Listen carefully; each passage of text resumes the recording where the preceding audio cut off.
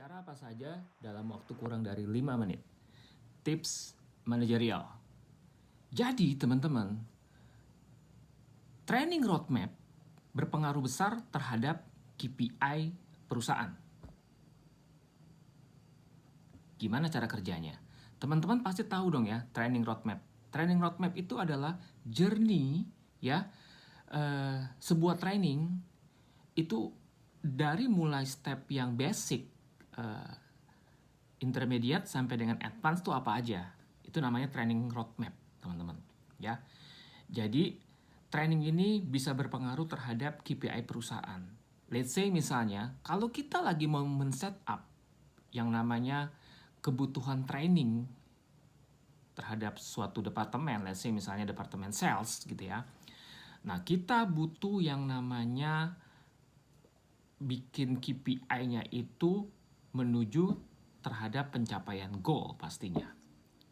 Nah, itu kita bisa setting, teman-teman, ya. Dilihat dari manpower-nya. Let's say misalnya kalau sebagai sales baru gitu ya, ada sales yang junior, ada sales yang middle sampai dengan yang senior. Pasti mereka memiliki perjalanan journey yang beda-beda gitu ya, tuntutannya. Let's say misalnya kalau sales baru, kita tuntut itu yang penting dia pecah telur dulu ya, pecah telur, pecah case ya, atau melakukan penjualan lah minimal. Setelah itu kalau dia udah terbiasa melakukan closing atau penjualan, yang kedua adalah dia bukan hanya melakukan penjualan sebatas kuantitas, tapi bisa ke kualitas gitu ya. Mungkin cashnya bisa lebih besar gitu, teman-teman.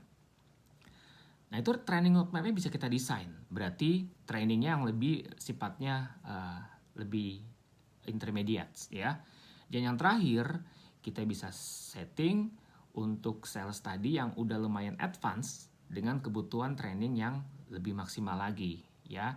Jadi, teman-teman, kesimpulannya, training itu bisa mendukung terhadap KPI perusahaan.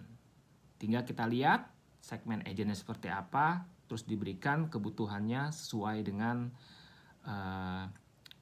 yang dia mau capai, yang pastinya ujung-ujungnya bisa mendukung KPI dari perusahaan.